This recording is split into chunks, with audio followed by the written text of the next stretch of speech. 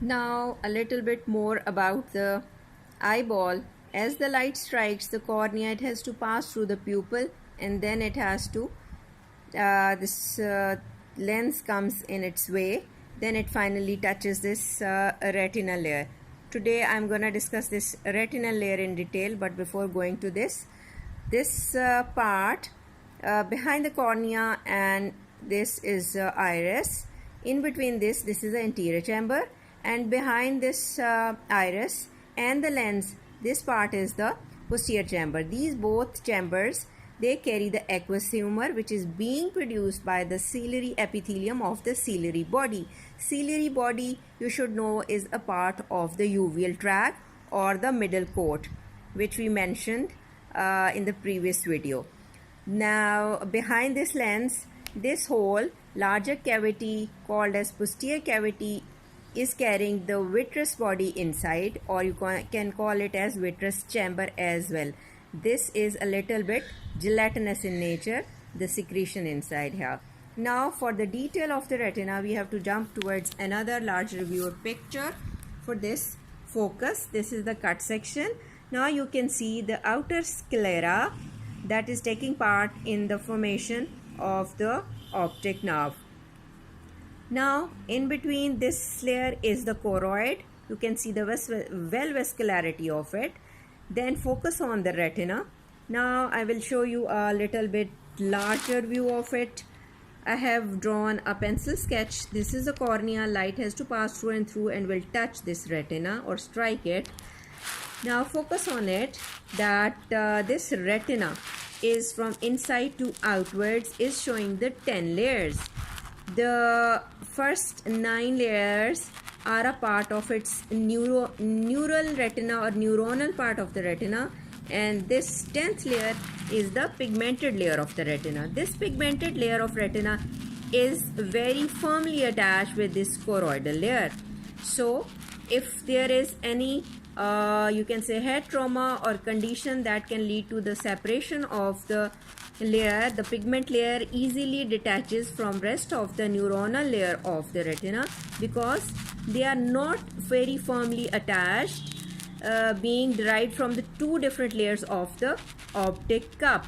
So retinal detachment is common, but it can be fatal in a sense that can lead to permanent blindness if it is not being replaced with the help of laser surgery for the prompt repositioning. Because if it is cut down for a longer time, the photoreceptor cells are unable to, or you can say no longer have access to the metabolic support from the pigment layer and the choroidal layer, and eventually die. So the retinal detachment, if occurs here, can be treated immediately. Now focus on the layers. This is the schematic view of the retinal neuronal layers and the pigment layer. I will show you upside down view histologically how you have to learn and memorize the layers. Let me focus you towards another picture. This is the histological view. You can see the names of the 10 layers as well.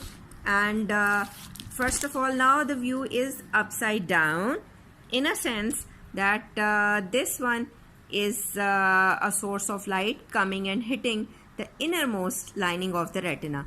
The name of the first layer is inner limiting membrane or layer. In different books, sometimes the word membrane is used and sometimes the layer. The first layer is inner limiting membrane. It is basically formed by the Mueller cells through its processes. Next to it, there is a layer you come across is known as nerve fiber layer. Nerve fiber layer basically consists of the axons of the ganglionic cells. Then you see darker stained cell layer. The third cell layer is the ganglionic layer made up of ganglionic cells. It carries the cell bodies of the ganglionic cells. You know the cell bodies, perikaryon or the nuclei inside give the darker staining. So whenever you get the darker stained layers, so you should be knowing that these must carry the nuclei inside or the nerve cell bodies inside. So now after discussing the ganglionic cell layer, which is the third layer, we will enter into the lighter stained layer, the inner plexiform layer.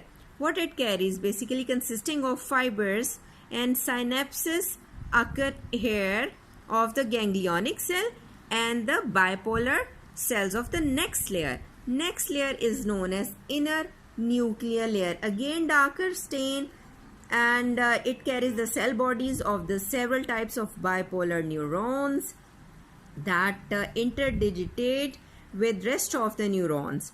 Now you enter into the next layer. This is called as the outer plexiform layer. This outer plexiform layer is again carrying the nerve fibers and synapses of the bipolar neurons and the rods and cones.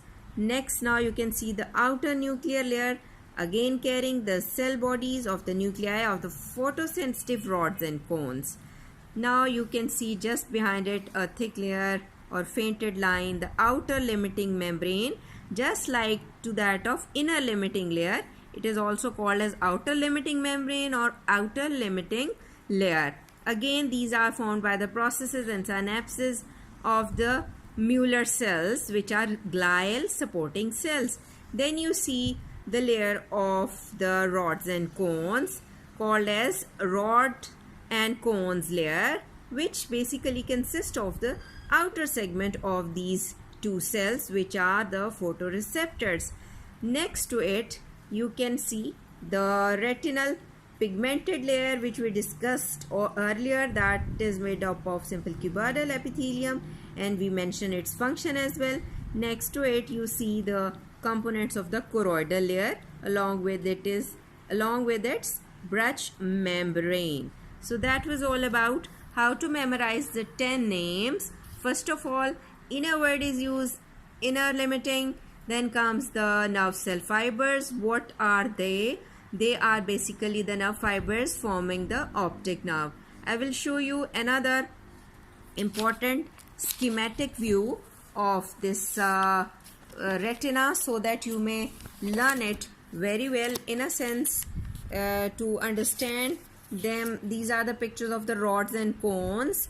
You can find them in detail when you read it. I will show you the schematic view of the retinal layers. Let me find the page. Yeah, this is here. At the incident light is coming to hit the retina.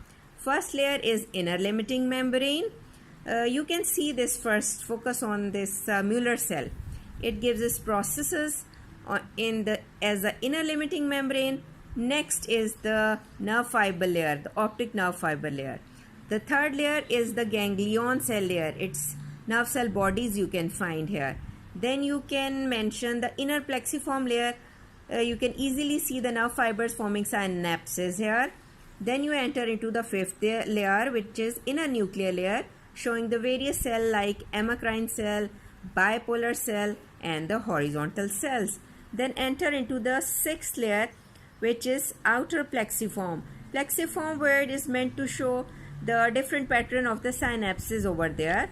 After the sixth layer, we see the inner layer of segment of cone and rods here, and the outer segment of rods and cones, but in between you have to see the outer limiting membrane in the 8th number. Then finally you will approach the pigmented layer, which is non-neuronal, and it is the 10th layer. In this way, from the inner to the outer side, you will memorize these retinal layers.